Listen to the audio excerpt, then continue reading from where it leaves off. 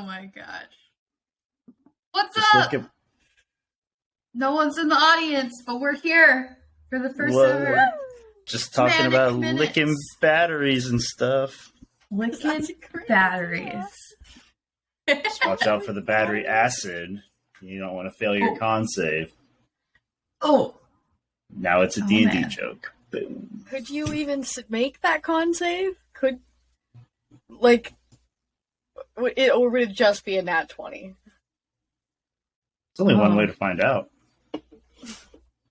See, I had a second interview for a new job today, and one of the very first questions the guy asked, he's like, there was a panel interview, the really scary ones.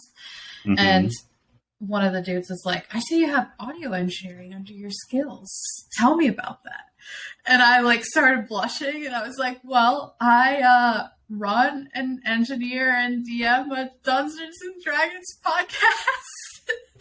And then literally someone requested that I only frame my responses to their questions in D&D terms. And I totally did it. Did it. And they loved it. And of course they would. I feel like my 20 charisma is coming in mighty handy today. The day and age that we live in, where playing D&D is a resume building thing instead of a shameful thing to stash in the closet. I mean, I was embarrassed. I always preface it by saying, oh, I'm a giant nerd, and this is what I do for fun. I also talked about how I would sit in a coffee shop on Sundays and happily organize the Asana program I use to manage all the podcast projects, and how that makes me feel fulfilled. And they were like, okay, yeah, you're perfect for this role. I said I love Gantt charts, and they were like, what? Yeah. I don't even know what a Gantt chart is. I don't either. It's a chart with all the tasks that need to be done to finish a project based in chronological order. I've made one of those. I had to for a class. We didn't do well. We did not follow it. I'm glad that you like it. A lot of my project management study has been done with engineers. So I feel like I had to do it once for a design course. Yeah. Anyway, follow it. We're hanging out. There's nobody in the audience yet, so we're just gonna chat. But yeah, I wanted to have y'all introduce yourselves so people could put faces to names, although they probably already know you from your voices. But obviously, hey, I'm Mystic. I'm your DM and leader of this charade that is Utopia. I am Austin, also known around the internet as Crabo, or on the podcast as Leofric, the stick in the mud. And I go by Avis, and I am playing Zibba, which is so much fun to say. I can't not think of your name not in Levy's accent now. Zibba. Zibba. Oh yes, my main Z girl. Well, cool. I just kind of want to. This is super chill, so y'all can ask me questions if you want. But first things first, I just want to talk about the first 4 episodes that are now live. Talk about your thoughts, feelings, and how you felt about what's happened so far in your characters' lives. So, starting at the beginning, episode 1, there were lots of shenanigans, especially with Zibba and Leofric. We have great first impressions of each other. There wasn't too much shenanigans in episode 1. There was just some bar hijinks with Zibba, and we found out recently, I guess in an episode that hasn't aired yet, we found out just how underage she is. That didn't seem to stop her from not only getting into the bar, but being the center of the attention in the bar as well. Normally you would kind of want to blend into the shadows after you snuck into the club. Or is really that just a power move right there? It's they can't be underage. They wouldn't be drawing this much attention. I definitely got some, like, Meriadoc and Pippin vibes from that whole scene where it's like, the closer we are to danger, the further we are from harm. And I was like, I don't think it's quite what they meant, but it seems to be working all right. Yeah, for sure. And then I guess also, I wouldn't put that all in, but Livy's in there too. He has some responsibility in how this can progress. Oh yeah, definitely the charismatic instigator there in the background, the enabler of the group. And I'm wondering his proclivity. He just goes through blue scarves so fast. That's that's just his fashion sense, man. And you gotta stick with the trend. What do you mean? You're saying Leofric never saw Levy drop one or get it dirty and throw it away, use it? I guess he's just really a germaphobe. So maybe as soon as he sneezes in it, that one's done, and so he's gotta go to the next one. That's the only thing I can think of. Leofric didn't think too much about it, though. Or he's writing notes on them because he misplaces his notebook and then he writes it on his handkerchief, and then when he transfers to a notebook, he goes, "Oh, now this is ruined. He has to get a new one." I can see that. It's true. Could be. I think there's something more nefarious at stake. I think he's using them in some sort of summoning circle.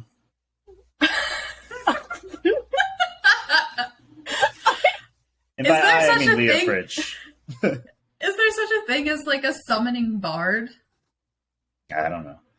Technically all bards get magical secrets, which just lets them take a spell from pretty much any other class in the game. I think he's a lore bard, right? Mm-hmm. So he gets it at level 6. He gets it 4 levels earlier than anybody else. So yeah, if he wants to be a sneaky blue scarf necromancer, he totally can. Yeah, you guys want to talk about kind of a perfect party makeup? In our playtest, we played at a higher level, and literally nothing could sneak up on Cake because his passive ended up being 23 or something. Levy ended up with at least half proficiency in everything. You both were just tanks and healing extraordinaires, and then Anchor just coming in with the crazy damage. Yeah, it's kind of perfect. If a perfect party were to ever exist. If I may, I'm gonna even say, since we don't have the playtest. The playtest isn't gonna go live. Mashiria took it easy on you too. I never used the completely ridiculous Twilight Channel Divinity where everybody just gets temp HP every round, Mm-hmm. It's a pretty potent combo. What'd you say, Avis? I said that's something to look forward to. I didn't know that. Yeah, starting next level. Stay tuned, everybody. Once we hit level 2, if Mashiria... 2? Yeah. Mm-hmm. Yeah. If Mashiria has stopped forsakening poor Leofric by then, maybe he's going to take a different route for level 2. We'll see how it goes. Oh, man. Yeah, speaking of, getting into the relationships and, the tactics that you use, most of what the listeners have heard, y'all haven't had to use a lot of your skills or your strengths. It's really just a lot of RP. Are you as players super stoked about that, or are you just itching to show off your level 1 awesomeness? Well, I won't lie.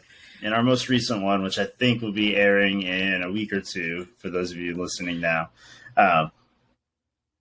I was saving one of my whopping 2 first level spell slots so I could throw out a spell, and boy oh boy was it completely useless. And I was just maybe I should have just saved that for a heal instead.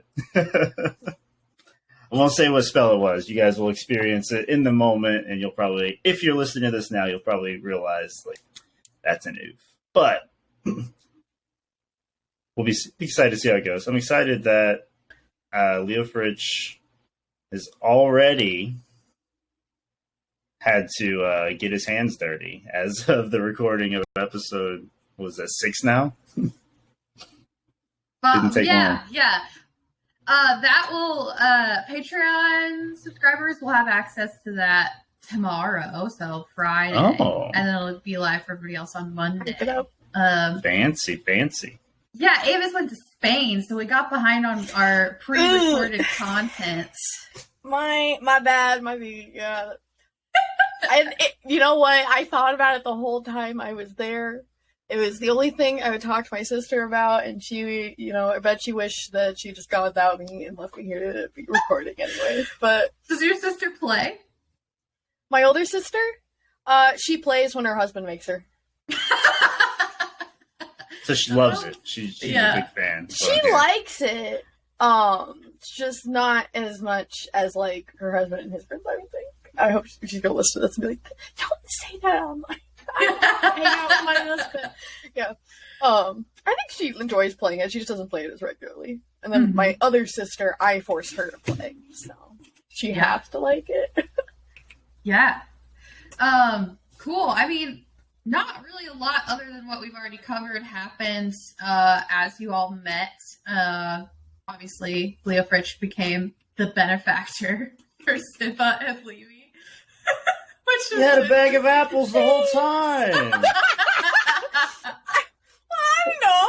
I don't want to eat just apples. You were nice enough to purchase some Mystic, you could have told us you gave her a freaking bag of holding full of magical, never going bad apples, I did not do that. So many of them are going bad. Yeah. So many of them are going bad. At some point, they're going to become a weapon. I'm just going to be throwing rotten fruit at people to make a point. I mean, I'm like such a logical DM that I'm literally thinking about like how apples piled on top of each other in a backpack, the bottom ones are just going to start turning to mush. It's just going to be like you're just going to gross maggot apples.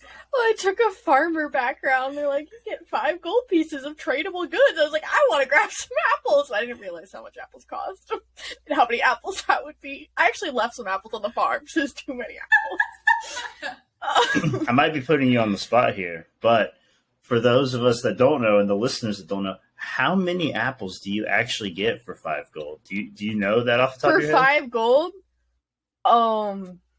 I can look it up if we need to, but I think I did the math at one point and I couldn't even take them all. It's like over 250 at least. Oh my god! See, it's game I just made up a random like estimate of trade costs for your apples. It's so many apples. I wasn't here for trade goods. It's got to be on here, right? Yeah. I think it's by a dozen or something like that. They're so cheap. I got a bunch of spices, but I don't have apples on this one. I'll figure it out. Don't worry. The world needs to know. I took literally as much as I could carry, and then gone down from there because I was like, well, that's my weight capacity. The rest of the apples are staying. Oh man. I mean, a little preteen running away from home, they would just pile it in. They wouldn't think about this. They would just be like, food. I don't know how much I'm gonna eat. People have been always cooking my food for me. Just throw it in there. It'll be good. Yeah. And then as we got to episode 2, Zibba, you were just like, yeah, Zibba goes to the barn and goes to sleep. And then a shitload of stuff happens. I know, and I'm out in the barn. I'm like, wow, this sounds wild. You come in and act like nothing happened. What's up, guys? You look frazzled. Yeah, I mean, it was kind of a complicated DM moment because I was like, I don't want Avis to feel left out, but also like, I'm asleep in the barn. She was going to bed. Like, what RP can she do alone in the stable? I don't know. And then you're gonna brush a horse. Yeah, maybe.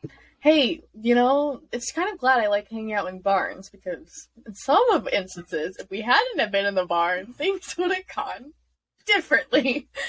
We got bars and barns. Avis's 2 stomping grounds. I might have a type. That'll be the spin-off there, where we got Utopia, and then when Zibba gets her own spin-off in the road, it'll just be called Barns and Bars. It'll be just like Guy Fieri running around raiding the local. And then it's bars and barns and bars. Yeah. There you Leafy's go. your You guys can have sidekick. a little reality show where you just rate all the different inns and taverns around around our lovely world here. Probably start in Epcanor and then expand out. You gotta start small. Give a fresh perspective, I'm just imagining Zibba at some like bayou bar in Bulmelda, and they're like feeding her like cicadas and shit. And she'll go, "Oh yeah, I got some of those in my backpack, eating the apple mush. I know what those are." You want to cook up a few more? Can I trade this for the meal? I got some more ingredients back here. Can you make an apple goo roux? Like I got a whole bunch of it. All right. So circling back to our apple conversation for a second. Yeah.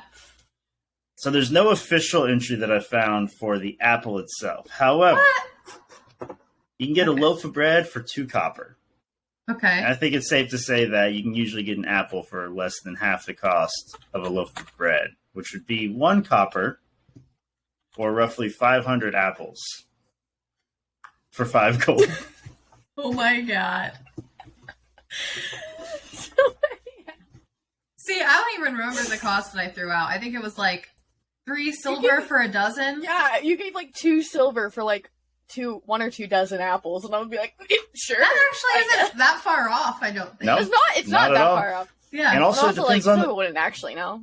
Depends on the part of the country you're in, right? Like apples are going to be way cheaper in the more like temperate areas, but if you're up in the mountains, it's gonna be like, a what? You want an apple? Oh yeah, sure. They're not in season here. Yeah, I could be able to make bank there. So I know something that I'm sure everyone wants to know is, Austin, what was going through your mind during the butt scene? When so like there was this. Well, first off, I got to give credit to Matt, the guy who plays Anchor, because he really set up that entire situation. Him and Cameron go way back, and so they've got a lot of improv kind of chemistry. And Anchor made that comment about, oh, I wouldn't go up there. Boss takes long baths, and he really doesn't like to be disturbed. And, Matt and I know each other well enough that him kind of making that call for my character was no issue, and we just kind of rolled with it. And then I was just in my head, I was like, all right, well, Keg has no semblance of social manners or cues or anything like that. And I was like, so he's probably going to like come in and it's fine. And then when he we had the whole great awkward conversation with Leofric being his kind of like sarcastic, sassy self, and Keg just not understanding any of that, which was perfect. And as a player, I was expecting that, but as a character, Leofric was just like so frustrated. And then when they came back in, when the door opened again, or I guess was never actually closed, I was just like, I have to. I tried to avoid it up until now. I was like, we'll keep it as PG as possible, but it's got to happen. Yeah. I mean, I loved it. I thought it was fucking hilarious. I know that Matt was like, fade to black, fade to black. I'm like, this isn't inappropriate. There are butts in, like, children's movies. Like, everyone's got a butt. It's true. It's true. Yeah. There was definitely, like, a moment or two before I said it where, I knew that I had a feeling that the scene was going to get to a point like that, and I was just like, all right. Where can we take this without taking it too far? And I resolved on hairy butt. That's what we resolved on. Hell yeah.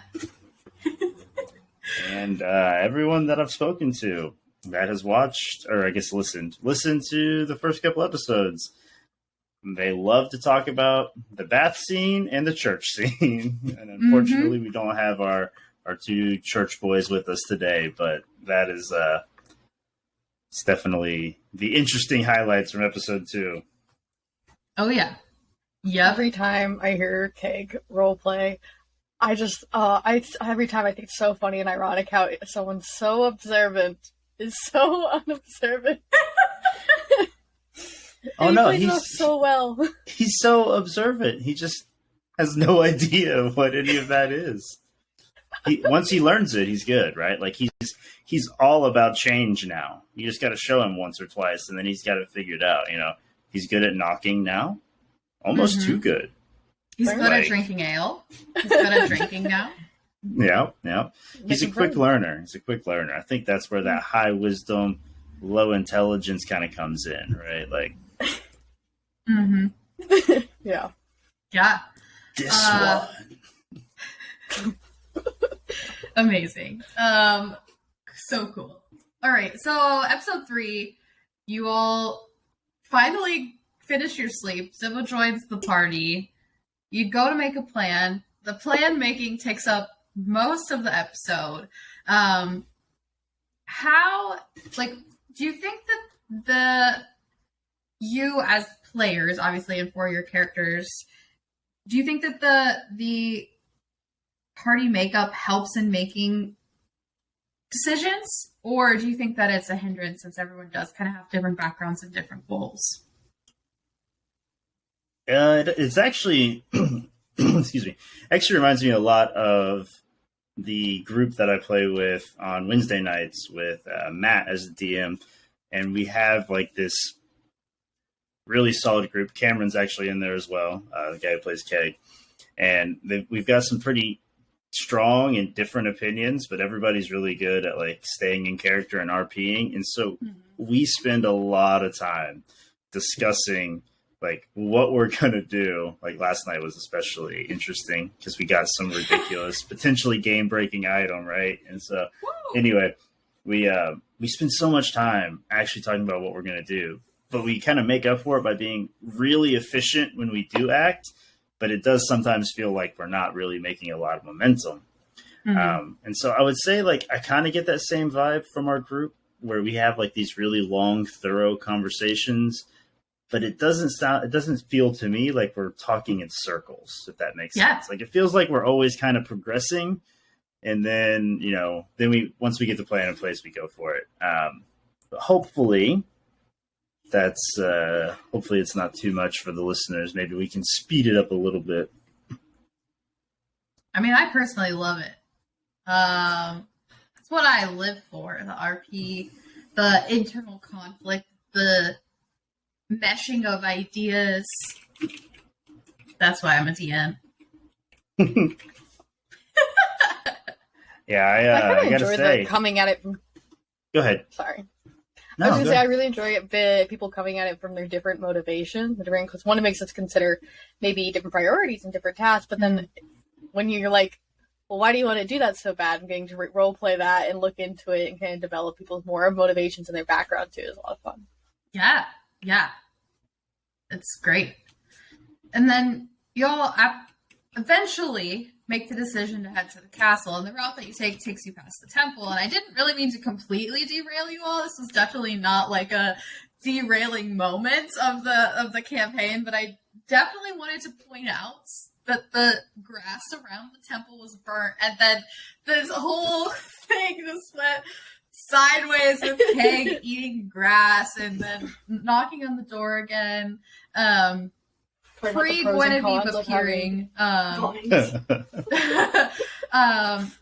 which I think was fantastic still, just good RP. But when the Guinevere interaction, like what were both of you and your characters thinking as that was going on? Obviously, Leofric, you played a little bigger part in that part of the episode, but honestly, before I even go there, I would like to turn that question around on you as the DM who has this probably like idea in mind of how we were supposed to progress, right? And then all of a sudden, the Guinevere situation kind of shows up with the grass thing, and then the situation with Livy in particular. Like, what was going through your head as that was progressing, and as you're kind of like adjusting to the changes that are happening in your world?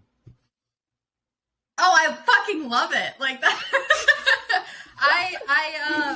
I don't know if the listeners know this, but I've run this exact campaign. This is my third group that I'm running it through, essentially the steps. And what I love about it is like Miff, the bar owner of the Drunken Stump, only has one arm in this world because Cameron thought that Keg needed to ask why it was named the Drunken Stump, right? Like, that's never happened before. And so, like, the collaborative storytelling nature of it was great. I had to throw in something there. You all were just, like, stuck there. And I do have, like, story progression pieces that have to be thrown in or discovered at some point. And it was time. It was time for y'all to meet Guinevere, and you did. And that whole interaction could have gone a completely different way if K-Paw's name was never mentioned, right? But that happened, and I took on the role of the NPC, and she freaked the fuck out like she would anyway. As you both kind of like know a little bit why. Now we're not even like through this whole storyline yet in pre-recording and playing, but yeah, that's all I was thinking. It was definitely a roller coaster in that what felt like maybe less than 10 minute scene there, but just like with meeting like the high priestess of Leofric's order and getting to meet her in person outside of the temple, and then her kind of like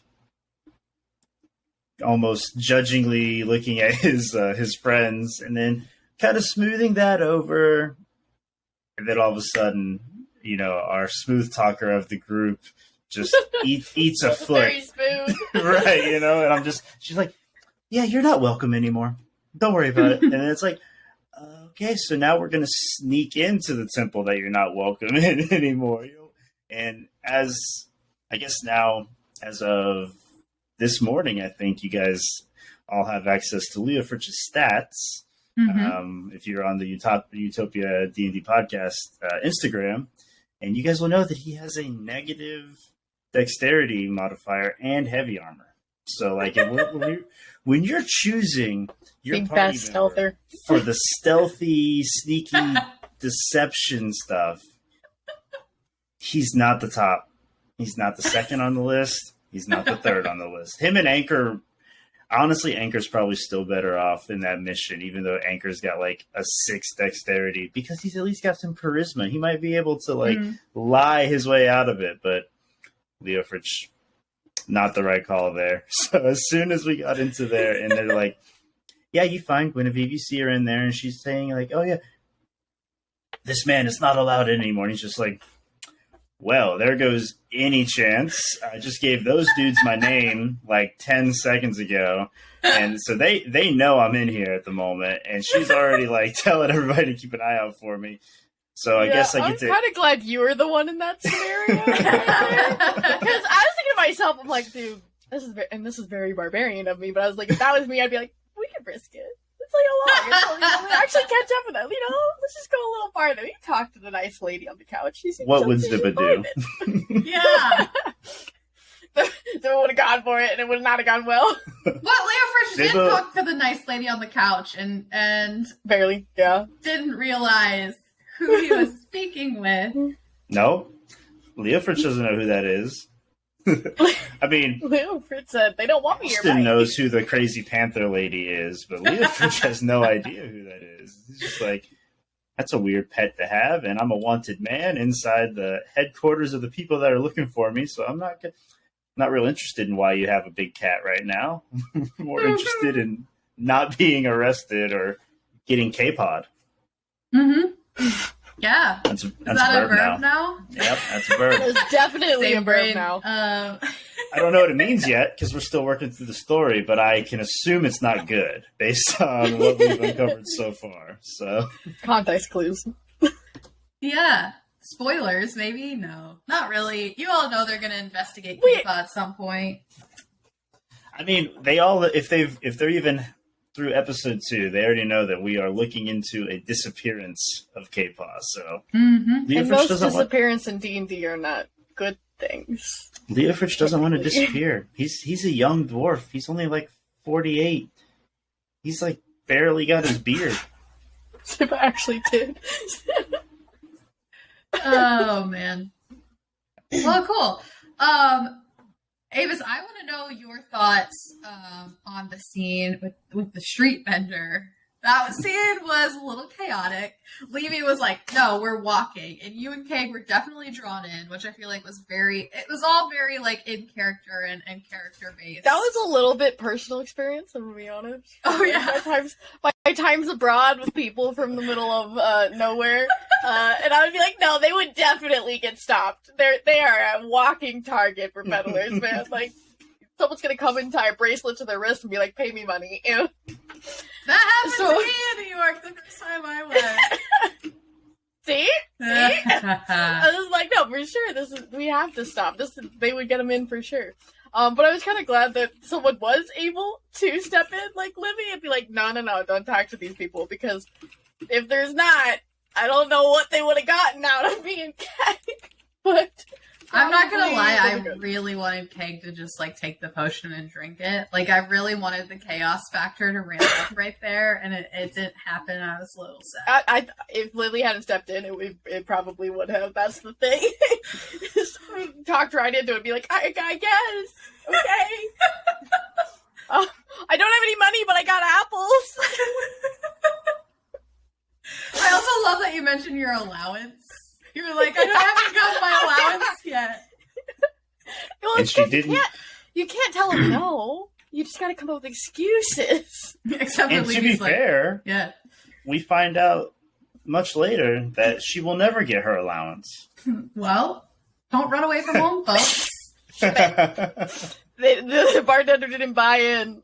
No. You know, I tried. Yep. It's okay. As long as they keep giving Leofric free alcohol, you'll be okay. As long as we're on the good side of Leofric, I can't bet on that. That's true. That's a dangerous game. Yeah, that's a dangerous game right there. I mean, we're almost Goodness. to the end of the episode's juiciness. Pretty much all that really happened after that is the party got back together. Leofric rejoined. He told Zibba and Levy you met the princess, and they got a little upset. And then Anchor said he's also met a princess, what I'm super curious about. Like, when did Anchor meet the princess? I want to know. And he's probably talking about a princess from like 500 years ago, you know, because he's was built whenever, you know. Yeah, I'm also like, what is really intriguing about that statement in particular, and some other statements, is like, is this just Hudson? Like, is Hudson a prankster? Like, is Hudson just gonna say shit to stir the pot? Because that's what it kind of feels like to me. I don't know the answer to that question. Find out the answer to that question and more on the next episode. Well, and, you know, that raises a very interesting question about Warforged, and obviously, you know, I think, like, canonically in the typical, like, Forgotten Realms, Faerun kind of D&D setting, they're usually a dwarven spirit that's, like, imbued inside this this creation. Now, obviously, it works however it works in Utopia. It can always be a little bit different. And the fact that there's 4 or 5 different, you know, personalities in there, there's all sorts of implications. Maybe one of them used to be, you know, dwarven royalty. Maybe we'll find all that out, but who knows? Hell yeah. I'm down for that. Probably not. If it was, it's not Hudson. Well, hopefully you didn't delete it when you're doing his software updates. Well, the funny thing about that is Leofric is not an artificer. He's a shipwright, right? So he builds boats, not robots. So when he's working on Keg, it's pretty... Okay. Call it... Yeah, sorry. When he's working on... He's working on Anchor, he's helping us all to grow. Little do you guys know, the reason he goes to bed so early is he wakes up in the morning and starts trying to modify all of your personalities. He just stands over us and, like, repeats things. Do not start bar fights. Do not start bar fights. Do not swindle bar people out of their money. No. Maybe it's working, you know? All right, I know Austin has to leave a little early, and I have some questions. I actually have questions from listeners. So, I'm going to ask them. We're going to skip the ends where Leofric and Keg try to find things in the woods, and Zibba yells Fran really loudly into her mic, which we don't need to relive. But there are T-shirts in the Utopia store, so you can get your own shirt with a goat on it. It says Fran in all capital letters and exclamation points. Cool. So these are more like if your character lived in the world with us type of questions. So if they were here, what would be the last concert that Zibba and Leofric went to? If they were here, as in our setting. Yeah. This program that we're in. Yeah. Okay. The D&D campaign that we're all playing collaboratively in the real world. Yep. Oh man. I feel like Leofric, and this might be a controversial answer, I feel like he's like a Dropkick Murphys fan or something like that. You know? Okay. And I might be leaning a little too much onto like his shipbuilding background and growing up in the port city, but I just feel like with the dwarven ancestry and all that, he's got some Murphys fandom in him. All right. I'm trying to think so hard. I'll have to let that slide. Zibba was at a Blake Shelton concert recently, you know? Okay, I was thinking about this. I was like, from my personal experience, I was like, when I was about Zibba's age, that's when I went to like my first concert. And it was when Taylor Swift was an opener for Keith Urban. And part of me's like, that fits. That fits. Yeah? A country concert just for Taylor Swift. Yeah. My answer to that question is some random ass punk show I went to a few weeks ago. Oh yeah, I guess it's harder for you. You don't have a character to answer as, you know. Which NPC is that exactly? It's Mystic. Mystic Music. That's Guinevere. It's that person that sits in the corner of the bar every time. I knew it. The last show Guinevere's got a punk rock side. No, I feel like the last show that Guinevere went to was like Guar. Have you ever seen them live? It's insane. Nope, I haven't seen them live. I've seen videos, but I haven't seen them live. It's crazy. Yeah. Second question. If your character had a theme song, what would it sound like? Like genre, or if you could hum a few bars to give us a vibe. Literally exactly what this person wrote. I feel like if anyone has a Netflix subscription, they would be able to go on and they could look up The House Husband, or whatever it's called, that anime that Netflix put out about the mafia dude who's like now a house husband. That theme song is Leofric. I don't know that. I'm gonna have to go listen. They made that into an anime? Yeah. I love the manga. I didn't even know that. I have to go look that up now. Yep. So go click on that, because my voice is trashed from doing way too much D&D this week. But look that up. Tell me how wrong I am. That's okay. What about you, Zibba? I think it would be something like definitely animated, but a little epic. I don't know. Have you ever watched Troll Hunters? No. Anyways, that was the vibe I would go for if I was directing a show about Zibba. Is it's like, it's got a little bit middle school humor to it, but it's got some really fun serious moments too, which I think that show and its intro with its flashing scenes of epic moments, because Zibba's going to be a hero someday, if you didn't know. That's the vibe that Zibba would endorse for her producers. Nice. See, I was thinking a whole different route for Zibba. I was thinking like the Full House opening song. Okay. Just flashing pictures of like her family, and then like one of her siblings it's playing gotta be flashing pictures for sure. Pictures for sure. Like, They make her look good. A picture of like, or a little clip of one of her siblings playing a prank on her, like, oh, you know. That's what I got. Nice. I can see that. See, this is what I said though. That is what Zibba would endorse. You know, fair. she'd be like, That's she fair. want to look super cool like a hero. If we were being realistic, it'd probably be something like that. Like if someone else was making it about Zibba, like a nature film that you didn't know about, for sure. That's yeah, for sure. What about our friend from the Drunken Stump? What would his theme song be there, Mystic? Oh, I was thinking about myself, and that was really difficult. Now we gotta up it a little bit more for you. What would Myth's theme song be?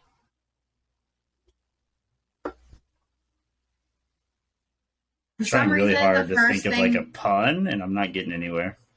For some reason, the first thing that like comes to mind is like Oingo Boingo or Talking Heads. Like fun-loving with a groove, but also like very structured. I am into music. This is a bad question for me. Detailed answer. We're all like, yes.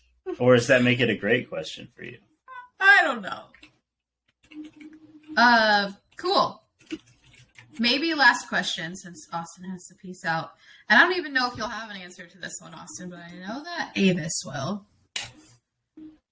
What tarot card best represents your character?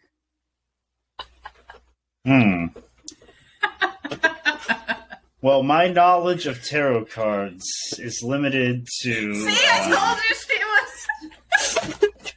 My knowledge of tarot cards is limited to whatever I have seen in like a comedy or like a Hollywood thing. And as I'm saying this, for those of you that are listening, Avis is shuffling the deck of tarot cards that's within arm's reach of her seat right here. So how about this? Why don't you draw one at random for me there, Avis? Because I have no idea.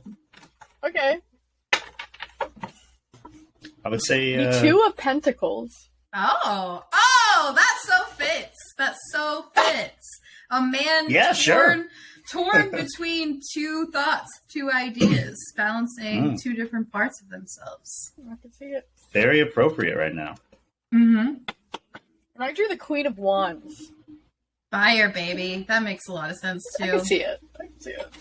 Yep. She's full of fire and passion and apples. Yeah. And apples. You can't get that important ingredient. I mean, I even drew you eating an apple in the sketch over there. Is that done yet? I want to see it. Fans want to see it. Teaser. I can upload that for you. Give the world what it wants. What's the best way to send that to you? Like, just email it to me. Like a PNG? Yeah, that's fantastic. A JPEG? PNG is better. Go into like the a GIF? over No, I'm PNG just kidding. I'm not a GIF JPEG. guy. Tarot card that best represents an NPC. Pick an NPC. I want to say the goblins, but I think that's too easy for you. So I'm going to say Fran. Fran is a goat. Fran is a goat. Where? It's a go with the personality. The devil card. Okay. Actually, yeah. She's a goat, and she only cares about herself and her animalistic mind and her own wants and needs. And the pleasures of the world, like food and rolling in the mud and go in the bathroom wherever you want. So she's just a satyr who's all goat instead of half goat, half human. Yeah. You'll make some satyrs in Utopia. Maybe. The same hole. Unless you guys go rogue. No, I don't think I'll dip rogue. Can't I don't have the dexterity for that. Multi-class joke. Oh, jeez.